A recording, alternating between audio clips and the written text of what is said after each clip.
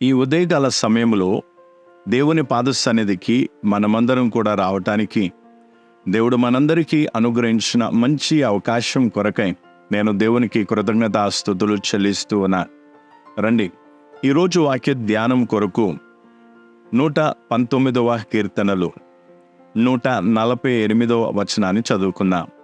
నీవిచ్చిన వాక్యమును నేను ధ్యానించుటకై నా కన్నులు రాత్రి జాములు కాకమునుపే తెరుచుకొందును. ఈరోజు మనం నేర్చుకోబోతున్న అంశం ఏమిటంటే, పైన చదివినటువంటి వచనాన్ని అనగా నీవిచ్చిన వాక్యమును నేను ధ్యానించుటకై నా కన్నులు రాత్రి జాములు కాకమునుపే తెరుచుకొందును అనే విషయాన్ని మనం నేర్చుకున్నాం. క్రైస్తవ జీవితం అనేది ఒక మతం కాదు, కానీ సర్వశక్తిమంతుడైన దేవునితో నడవటం, మరి ఆయనతో సహవాసం చేయటం, అంతేకాకుండా ఆయనతో ఉన్నటువంటి ఆ సహవాసము లేదా ధన్యకరమైన అనుభవమును అనుభవించడమే క్రైస్తవ జీవితం అని మనందరికీ తెలుసు. అయితే మనం దేవుని మార్గంలో నడవటానికి నియమాలు మరియు నిబంధనలు మాత్రమే సరిపోవు, లేదా కేవలం వాటి వలనే మనము నడుచుకోలేం.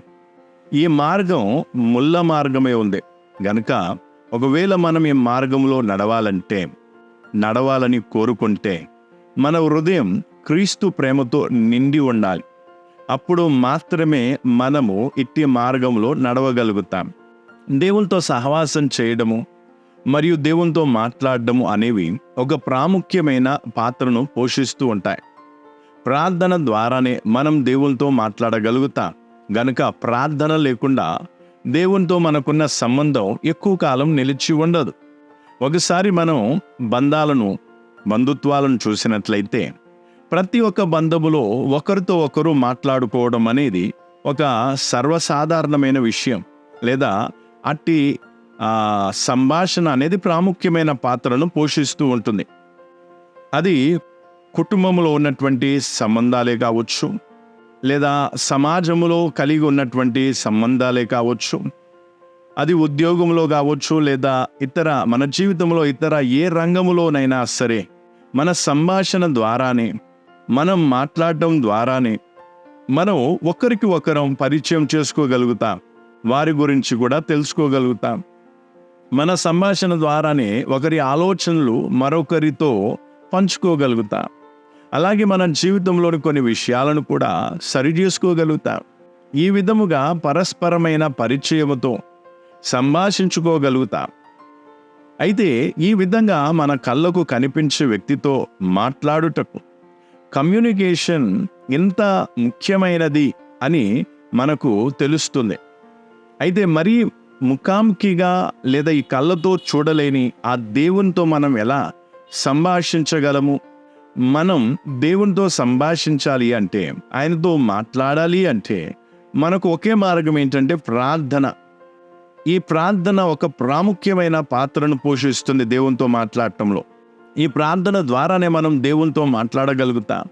అయితే కొంతమంది ప్రార్థన అంటే కొన్ని పదాలు పదే పదే ఉచ్చరించడం, పదే పదే వాటి గురించి మాట్లాడటం, అదే ప్రార్థన అనుకుంటారు.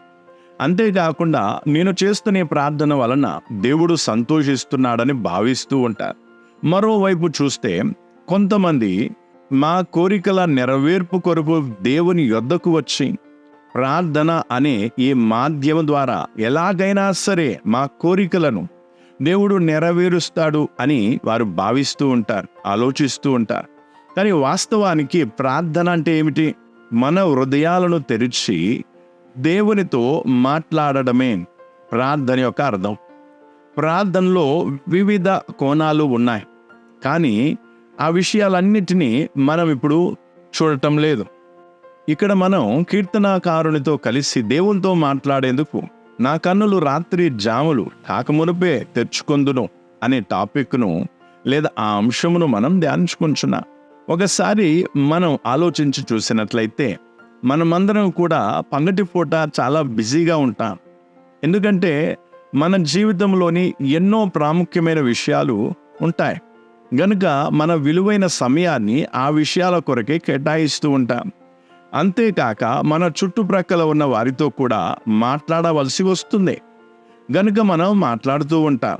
కానీ రాత్రివేళ సమయంలో మాత్రం మనల్ని డిస్టర్బ్ చేయడానికి ఎవరు కూడా ఉండరు లేదా రారు. గనుక ఈ సమయంలో మనం దేవునితో ఏకాంతంగా గడపవచ్చు, అలాగే వాక్యాన్ని కూడా ధ్యానించుకోవచ్చు. అయితే ప్రార్థన చేయడం అనేది మరి వాక్యం ధ్యానించడం అనేది ఇవి రెండూ కూడా సమానముగా చేయాలి. దేవుని వాక్యం ద్వారా దేవుడు మనతో మాట్లాడతాడు, ప్రార్థన చేయడం ద్వారా మనం దేవునితో మాట్లాడతాం. గనుక ఈ రెండు విషయాలను సమానముగా చేయాలి. మనం దేవుని వాక్యాన్ని ధ్యానించినప్పుడు మన ఎడల దేవుని చిత్తం ఏమై ఉన్నదని మరియు ఆయన మన నుండి ఏమి కోరుచున్నాడు అని ఈ విషయాలను మనం తెలుసుకోగలుగుతాం.